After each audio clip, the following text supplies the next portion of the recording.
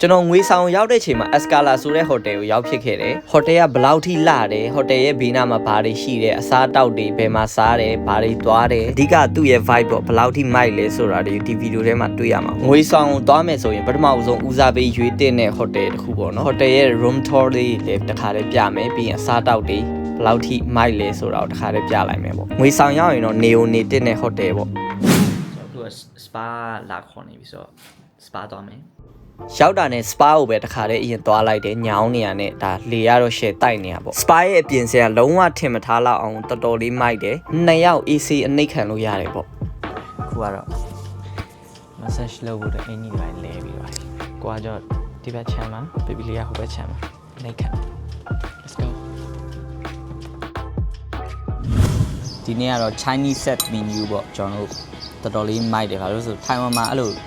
Chinese အစားအစာတွေတိတ်မစားရတော်တော်ကြာနေပြီဆိုတော့ထိုင်ဝမ်အရသာတွေပဲစားနေရပါထိုင်ဝမ်ရတာဆိုရင်လည်းဘယ်လိုပြောမလဲကျွန်တော်တို့မြန်မာနဲ့တော့တိတ်မကြိုက်ဘူးဗျာဆိုတော့ဟိုငွေဆောင်ရောက်တော့ဒီ Escala မှာပဲ Chinese set menu လေးရတယ်ဆိုတော့နေ့လည်စာကို Chinese set menu စားမယ်ဆွဲမယ်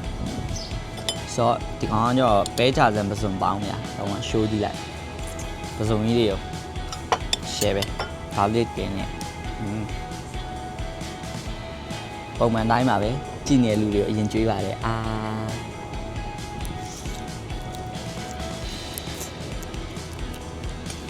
ရှယ်ပဲသူကမစလက်လည်းလုံးဝဆက်လေးပဲတော်တော်မိုက်ထပ်ပြီးတော့ကျွန်တော်ဟင်းရီပေါ့ဟင်းရီကကျွန်တော် double chicken boil လုံးဝဂျင်စင်းနေနဲ့လုံးဝအားဖြစ်မဲ့ဟာမျိုးရတာလေးရှိရအားလေးရှိမယ်အဲ့လိုအလုံးအဲ့လိုငါးကိုလေအဲ့လိုဒီကောင်နေတစ်ကောင်လုံး sauce လေးနဲ့ကြော်ပြီးထားတာလေတော်တော်မိုက်တယ် sauce လေးနဲ့ဆွဲကြည့်လိုက်ဟိုပင်လေရောက်တော့တည်ရမလားပင်လေအစာလေးအဲ့တောက်လျှောက်ပဲကဲလို့အဲ့လိုငွေဆောင်ရောက်လာတယ်ငွေဆောင်ရောက်လာပြီးတော့အဲ့လို Chinese အဲ့လို taste အရသာmenu တွေစားကြတယ်ဆိုရင်တော့ဒီ Escala မှာပဲလာပြီးတော့စားလို့ရတယ်ဒီမှာကျတော့ဟိုဘာမှဆိုလဲ European food တွေရလို့ဒီမှာ lunch တွေအတွက်လည်းအဲ့လို Chinese set menu အဲ့လိုအစုံပဲဗျာလာပြီးတော့ try ကြည့်ပါဟိုကောင်မလေးခေါ်ပြီးတော့တင်မလားဒီမှာပင်လယ်ကြီးကိုကြည့်နေချေးလို့ရတယ်တော့ပဲကြစံမစုံပေါင်းတော့ share ပဲကြစံလေးပါထည့်လိုက်အောင်တရုတ်စာတွေမစားရလဲတော်တော်ကြာသွားပြီဆိုတော့ရတာတော့တောင်းကထိနေရတယ်ဆိုတော့ Chinese set menu ပြီးတော့လောကအချိုသေးတော့ရေခဲမုံရယ် macaron လေးရယ်လောကလှလှလေးပဲမြန်မာလိုပဲဆွဲလိုက်တော့ဒီနီရောင်လေးကရေခဲမုံတော့မဟုတ်ဒါပေမဲ့လို့အီလေးဘိုက်တင်းထားတာတွေကိုနည်းနည်းပြန်ပြီးတော့အေးပြေသွားတော့မိုက်ဆိုတော့ဒီကောင်းရဲ့နာမည်ကအဲ့လို strawberry white chocolate mousse cake တဲ့အချိုသေးဖို့တော့လောကကွက်တီပဲနော် macaron လေးနဲ့ဒီမှာအစားအသောက်တွေပဲမဟုတ်လို့ချိုပွဲတွေရော share ပဲပေါ့ပေးရရေးဈေးနဲ့စိတ်ကြည်နေမှုကတော့လုံးဝအပြည့်ပဲဟိုဒီမှာအဲ့လို hotel bakery ကထုတ်ပေးတဲ့ချိုပွဲတွေကလုံးဝ garment dessert quality လုံးဝရှိတယ်ကွာတော်လေးကောင်းတယ်ဆိုတော့လာပြီးတော့ try ကြည့်စေချင်တယ်ခေဒါတော့ sea view ခံလေး show ကြည့်လိုက် welcome to Escala show ကြည့်ဒီမှာဆိုလဲဘယ်လိုပြောမလဲ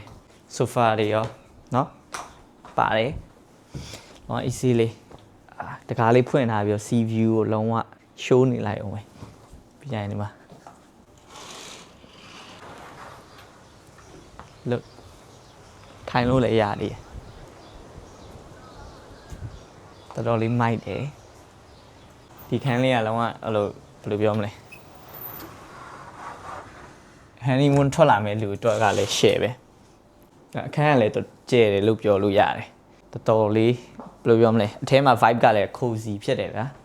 ကျွန်တော်တော့ကြည့်နေကြိုက်နေပြီးတော့ဒီမှာလည်း coffee ဖြော်ဆက်လည်းရှိရယ်ပြီးရင်ဒီမှာ TV တစ်လုံးဒါအဲ့ရတဲ့ကနေ lunch show လို့ရတယ်ပြီးရင်ဒီမှာ AC လေးထိုင်ပြီးတော့လည်းဒီမှာ TV အကြီးကြီးကိုထပ်ပြီးတော့ခံစားလို့ရတယ် sea view လေးနဲ့အိုးဒီ Escala လောက်လာရင်တော့လာတဲတဲ့နဲ့ first sea view ပေါ့ဗျာတော်လေးမိုက်တယ်ဒါကြောင့်ဒီဘက်မှာကျတော့ sea ဒီဘက်မှာကျတော့ခုနကအခန်းလေးဒီအပြင်မှာလေးအေးဆေးလေးထိုင်လို့ရရှိုးလိုက် ဒါကြောင့် second sea view ဒီဘက်ကျော် first sea view ပေါ့ room tour လုပ်ပြီးတော့ညနေခင်းလေးမှာရေကူးကန်ဘေးနာလေးမှာလုံးဝ high tea set လေးနဲ့အနားယူအပန်းဖြေဘာညာ relax လုပ်မှာပေါ့ဗျာစားစရာတောက်စရာတွေနဲ့အခင်းကျင်းကတော့တွေ့တဲ့အတိုင်းပဲလုံးဝကိုမိုက်တယ်ဗျာဒီမှာ show ကြည့်လိုက် high tea set မှာ cake တွေပါမယ် macaroni ရောဒီမှာ chicken burger တွေရောအဲ့လို sandwich တွေ croissant တွေရောပါတယ်ဟုတ်လားစောင်းမိုက်တယ်အဲ့လိုကန်ရေပြင်ဘေးနာလေးကနေညနေခင်းဆိုရေလေးလာကူးတဲ့လူတွေရှိရလေအဲ့လိုလေးကြည့်ရင်လည်းအဲ့လိုဘယ်လိုပြောမလဲ high tea set လေးကိုသုံးဆောင်လို့ရပါပေါ့ဒီမှာ special offer အနေနဲ့အဲ့လိုမျိုးမှာလို့ရတယ်ပေါ့နော် high tea set ကလုံးဝအများပဲဗျာကျွန်တော်ဘယ်ကနေဘယ်လိုစစားမှန်းတော့မသိဘူးဆိုတော့ဒီ high tea set ကအများတန်းတော့ရချင်မှရမယ်ဒါပေမဲ့ရောက်တာနဲ့ဒါမေးကြည့်လိုက်တော်တော်လေးကိုကောင်းတယ်မဟုတ်အသားတွေကလည်းတော်တော်လေးကိုဘယ်လိုပြောမလဲလောက quality ကပြောနေကြမလို့ဗျာအဲကန်လေးကိုရှိုးနေကိုအတွေးတွေကိုလောကနဲချက်နေလို့ရဟာတော့ကရေလာကူးမဲ့လူလေးတွေကိုလည်းရှိုးလို့ရပါဘာညာအဲလေကန်သားမှာထိုင်ပြီးတော့ high tea set လေးဆိုင်နေတယ်လို့ aura farming လုပ်လို့ရပါ aura လောကကြည့်မလားထားလေးနဲ့ဘာ post ညာ post လုပ်ရင်ပုံမဲရိုက်မလားတဲ့မလား aura farm လားဒီမှာ it's a vibe ဒီဟာကျတော့ကျွန်တော်တို့စီးဆိုင်ခန်းပေါ့စီးဆိုင်ခန်းကနေကျတော့အဲ့လိုမြင်ကွင်းကတော့နည်းနည်းပင်လယ်ကိုနည်းနည်းတော့ပဲမြင်ရတယ်ဒါပေမဲ့ပင်လယ်ဘက်ကိုမျက်နှာမူထားပေါ့ဟိုပြီးရင်အဲ့လိုဘန်ဂလိုလေးနဲ့နည်းနည်းကွယ်နေရပေါ့ဒါပေမဲ့မိုက်တယ်စီးဆိုင်ခန်းလေးဒီစီပဲပြင်မှာလေး chill လို့ရတယ် twin bed နဲ့ပြီးရင်ဒီမှာပေါ်မှာခြင်အောင်လေးလေခူးစီထားပြီးထားဒါခြင်အောင်ထောင်းမယ်ဆိုရင်သူတို့ပြောလိုက်ရင်လာထောင်ပေးရပြီးကြရင်ဒီမှာ safety ပုံမှန်ညာဒီမှာတော့ခက်ပြီးတော့ကျွန်တော်ပစ္စည်းထည့်ခဲ့လို့ရတယ်ဒီမှာ organic family ရှိရယ် hotel ကိုလာရင်ဒီမှာ EV station ရောရှိရယ်ဆိုတော့အပြင်မှာတွားပြီးတွင်းနေကြမလို့တော့ဒီမှာတခါလေးပဲ charge လုပ်လို့ရတယ်ပေါ့ရေကူးကန်ကလည်းအကျယ်ကြီးပဲဆိုတော့ဒါရေကလုံးဝတော်တော်လေးကိုကူးလို့ကောင်းတယ်မီတာစုလိုက်လာရင်ဆိုလဲတော်တော်လေးပျော်ဖို့ကောင်းမှတေးချတယ်ဗျာကန်ပတ်လေကလည်းစိမ့်ဆူနေရပဲညနေနေဝင်ချိန်နဲ့ဟွာလုံးဝ sunset court တေးတောက်မှာပေါ့ဆိုတော့တောက်မယ်ညနေခင်းလေးမှာလုံးဝပင်လယ်ပြင်ကြီးရဲ့ဘေးနာ Brizzo Beach Bar မှာထိုင်ရလုံးဝ relax ဖြစ်တယ်ဗျအဲ့ဒီက cocktail လေးတွေကလည်းတကယ်ကိုကောင်းတယ်ငွေဆောင်ရောက်ရင်တော့တွားကိုတွားကြည့်တဲ့ဘာတစ်ခုပေါ့ကျွန်တော်ကတော့လုံးဝအဲ့လို beach view လေးနဲ့အဲ့လိုထိုင်ပြီးတောက်ရတဲ့ feeling လေးကိုတော်တော်လေးကြိုက်တယ် Brizzo Beach Bar မှာပါ sunset cocktail ပေါ့နေဝင်တာကြီးကိုကြည့်ရင်လည်းတော်တော်လေး feeling ရအဲ့လိုဘာနဲ့မှပြောပြလို့မရဘူးဗျာတော်တော်လေးမိုက်တယ်အဲ့လို baby လေးနဲ့ဆိုရင်တော့အကောင်းဆုံးပေါ့ဒီချိန်အဲ့လို sunset နေဝင်ခါနီးချိန်လေးမှာလာပြီးတော့ထိုင်တာတော့ကျွန်တော် recommend လုပ်တယ်ဘာလို့ဆိုအဲ့လိုပင်လေတန်ကြီးရယ်နေကြီးရယ်ကြည့်နေရတဲ့ feeling ကတော်တော်လေးမိုက်တယ်အေးချမ်းတယ်ဟုတ် chicken wing ကျွန်တော်ဒီတစ်ခါအဲ့လိုထိုင်ဝမ်နေမြန်မာကိုပြန်ရောက်တယ်ပြန်ရောက်တဲ့အချိန်မှာပထမဆုံးဘယ်လိုပြောမလဲခီးထွက်မယ်ပေါ့မြန်မာပြည်မှာဆိုတော့ငွေဆောင်ရွေးလိုက်တယ်ငွေဆောင်ရွေးပြီးတော့ငွေဆောင်ရောက်လာတယ်ပေါ့အခုကငွေဆောင်ကလည်း trend ဖြစ်နေသိရမလားအားလုံးကလည်းငွေဆောင်ပဲရောက်နေကြတော့အဲ့လိုနဲ့ပဲကျွန်တော်ရောက်လာတယ်ရောက်လာချိန်မှာတကယ်လည်းအဲ့လိုစိတ်ကြည်နေမှုအပြည့်အဝရှိတယ်ဝန်ထမ်းနေရာအစားတယ်တော်တော်လေးကိုဘယ်လိုပြောမလဲစိတ်ကြည်နေမှုအပြည့်ပေးရဗျာဟိုတကယ်တခုခုပါလို့လဲပါထိုင်ဝမ်မှာကြောက်အဲ့လိုဒီလိုမျိုးဝန်ဆောင်မှုမျိုးထိုင်ဝမ်မှာလုံးဝမရဘူးဗျာကျွန်တော်လုံးဝအာမခံရဲထိုင်ဝမ်လူတွေလည်းသိမှာပါကျွန်တော်တို့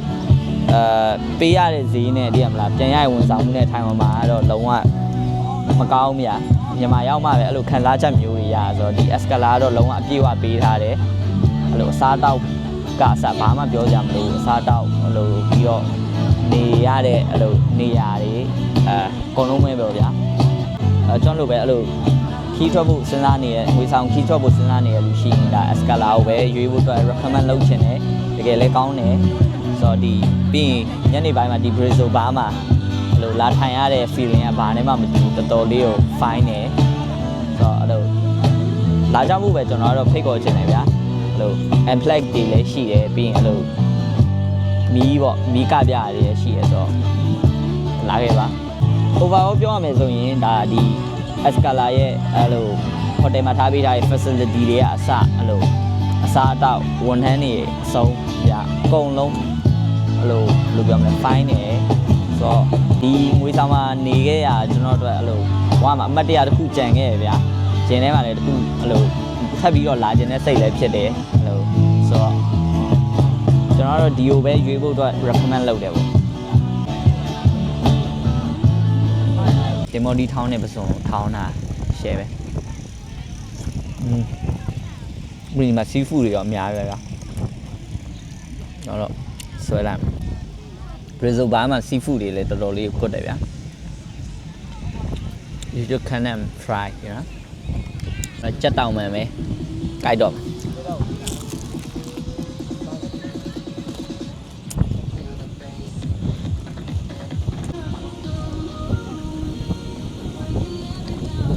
လေးတစ်ဖြူဖြူနဲ့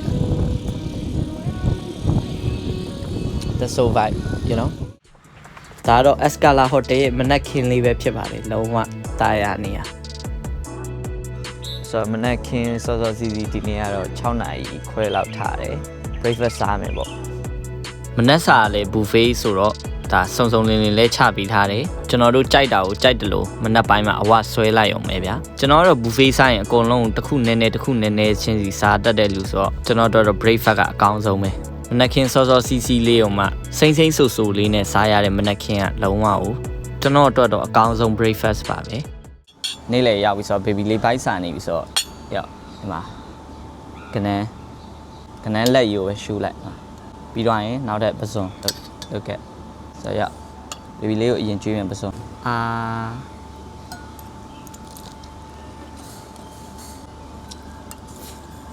ရှယ်ပဲဒီကောင်ကတော့ squid လက်တော့မှရခိုင်လိုတုတ်ထားတော့မှချင်းဆက်လေးဖြစ်မဲ့ပုံမှာတော့ဆက်လေးဆိုတော့အခုက baby လေးကိုကနန်းကျွေးမယ်နော်ကနန်းကနဲတဲ့အကြီးကြီးမဟုတ်လို့အော် baby လေးကကနန်းလက်မညက်ပေးလိုက်ဖိတော့အားနေပြင်းသွား baby လေးတို့တင်မလားဒါ baby လေးရင်စားကနန်းအကောင်လိုက်ကြိုက်လိုက်တော့မယ်လောကမိုက်တယ်ဗျာကန်းချီကိုကြည့်ရင်လည်းဟို baby လေးနဲ့အဲ့လိုမျိုးစားနေရတဲ့ vibe ကြီးကတော်တော်လေးကိုဘယ်ပြောင်းလဲမိုက်တယ်အသုံးမြုပ်လေးထားပေးထားလဲ show လိုက်အောင်တော်မိုက်တယ်တော့ vibe ကြီးကလည်းဒီဘက်မှာတောင်ကစားနေရတဲ့ vibe ကြီးကဒီဘက်မှာပင်လေးနဲ့တော်တော်လေးမိုက်တယ်တောင်ကထိုင်ဝမ်မှာစားလို့မရတဲ့ထိုင်ဝမ်မှာရှားတယ်ဗျအော်ရှားတော့မရှားပါဘူးရှိပါတယ်ဒါပေမဲ့တိတ်မတွေ့ဘူးအရန်စားကျင်နေတဲ့တာကူထိုင်ဝမ်မှာတော့ထိုင်းဆိုင်နေမှာတော့စားဘူးလေမြန်မာဆိုင်နေမှာလည်းရောင်းပါတယ်ဒါပေမဲ့မြန်မာနိုင်ငံမှာစားရပို့ပြီးတော့တည်းမလားပိုကောင်းတာပေါ့